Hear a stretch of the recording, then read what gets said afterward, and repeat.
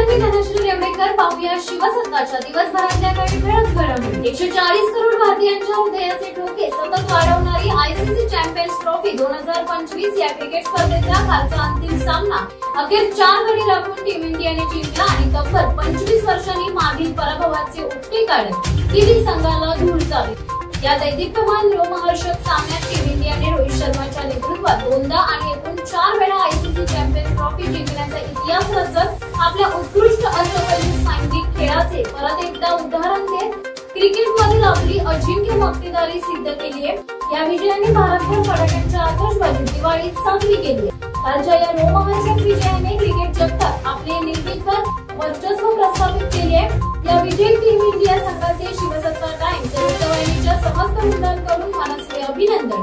आणि येणाऱ्या काळात टीम इंडियाने क्रिकेटच्या क्षितिजावर असेच आपले नाव सर्वोच्च शिखरावर ठेवावे अशी अपेक्षा.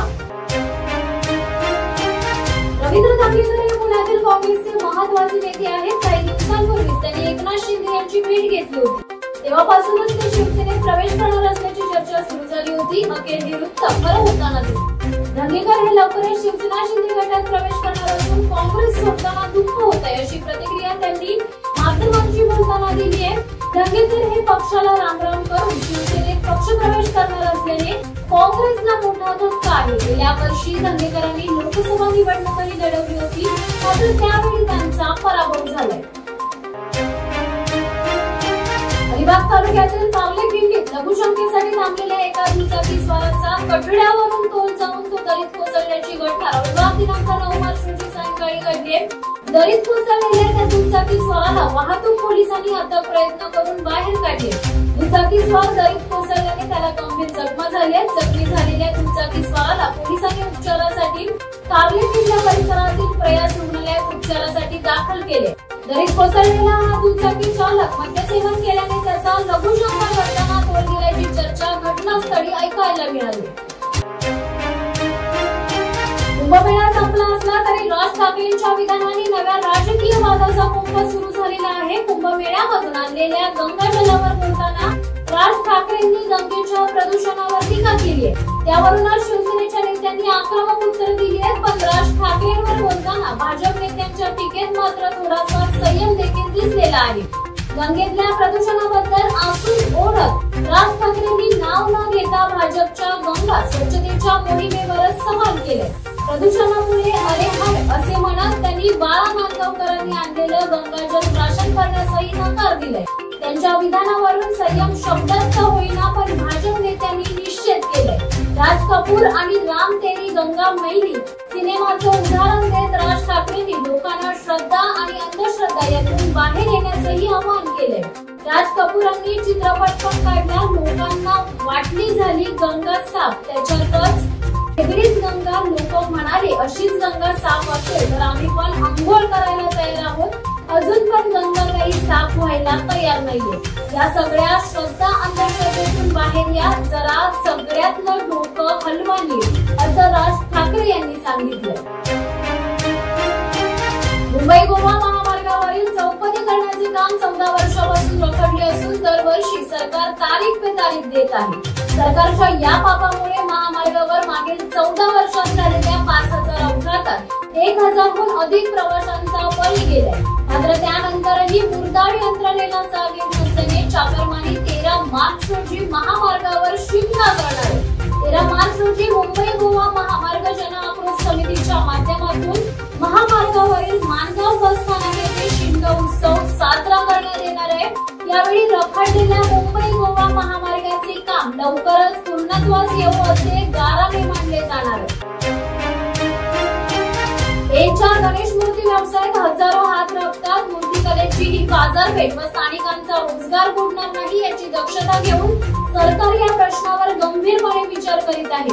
मी पर्यावरण मंत्र्यांशी याबाबत चर्चा केली आहे. कायदेशीर न्यायालयीन लढाई याबाबत निकष पुरावे गाईडलाईन न्यायालयासमोर मांडले जातील. न्यायालयासमोर हा विषय टिकला पाहिजे. गणेश मूर्तीकरांना हा विषय ज्ञात आहे, अवगत आहे. न्यायालयाच्या कक्षेत असल्याने याबाबत मी मतप्रदर्शन करू इच्छित नाही.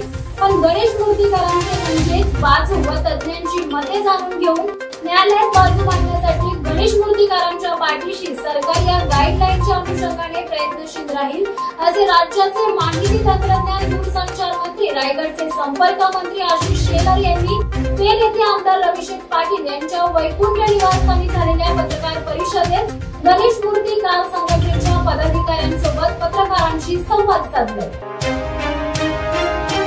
महाराष्ट्र शासनाच्या महिला व बालविकास विभागाकडून चालवल्या जाणाऱ्या मुख्यमंत्री माझी लाडकी बहीण योजनेच्या फेब्रुवारी आणि मार्च महिन्याच्या हप्त्याची रक्कम वितरित करण्याची प्रक्रिया सुरू आहे। त्यावेळी लाडक्या बहिणींना फेब्रुवारी आणि मार्चचे प्रत्येकी 1500 रुपये मिळून 3000 या महिन्यात पाठवले जाणार आहे। पहिल्या टप्प्यात लाडक्या बहिणींना फेब्रुवारी महिन्याची रक्कम जमा झाल्याचे मेसेज आले, त्यावर राज्याच्या महिला व बालविकास मंत्री आदिती तटकरे यांनी दोन्ही महिन्यांचे पैसे पाठवण्याची प्रक्रिया मार्च पर्यंत सुरू राहील असे म्हटले। अलिबाग तालुक्यातील चौल आग्राव रस्ता गेली अनेक वर्षांपासून नादुरुस्त आहे। राज्यभरातील भाविकांची श्रद्धा असलेल्या श्री शीतला देवीचे मंदिर याच मार्गावर आहे, त्यामुळे स्थानिक ग्रामस्थांसह पर्यटकांनाही खड्डेमय रस्त्याचा त्रास सहन करावा लागत आहे। लोकप्रतिनिधी रस्त्याच्या दुरुस्तीकडे लक्ष देत नसल्याने ग्रामस्थांनी आंदोलनाची तयारी केली आहे। या परिसरातील ग्रामस्थांनी आता रस्त्याच्या दुरुस्तीसाठी मुख्यमंत्र्यांपर्यंत पाठपुरावा करण्याची तयारी केली आहे। रस्त्यांच्या दुरुस्तीसाठी थेट मुख्यमंत्र्यांना पत्र पाठवण्यात येईल, प्रसंगी रस्त्यासाठी आंदोलन करण्याचा इशारा ग्रामस्थांनी दिला।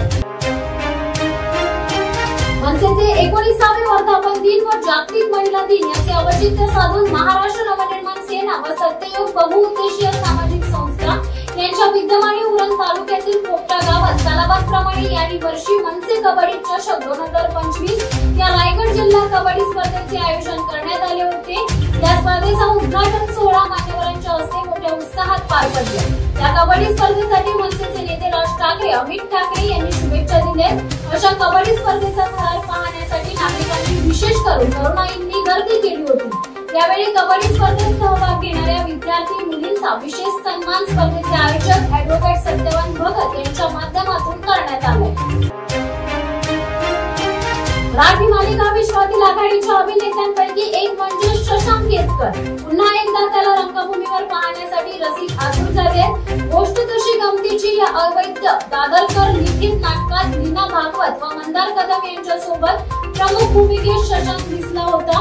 त्यानंतर मात्र तो फारसा काही दिसत नाहीये। लवकरच या लोकस अभिनेत्याचे पुनरागमन होणार आहे। 11 वपुर्जाच्या निमित्ताने रंगमंचावर असणे आणि आपल्या आवडत्या लेखकांनी लिहिलेले सादर करणे म्हणत आहे। वपू काळेंच्या कथा आजही तितक्याच हसवतात, रडवतात, आरसा दाखवतात आणि चिमट्या काढतात। असे सांगता सांगता शशांक पुढे म्हणाले की मी सुनील बर्वे आणि वपू काळे यांची कन्या स्वाती काळे चांदोरकर तयार आहोत। तुम्हाला त्या कथा कथनाच्या काळात पुन्हा घेऊन जायला मग येणार ना? तमाम मराठी नाट्य रसिकांना ही एक पर्वणीच आहे।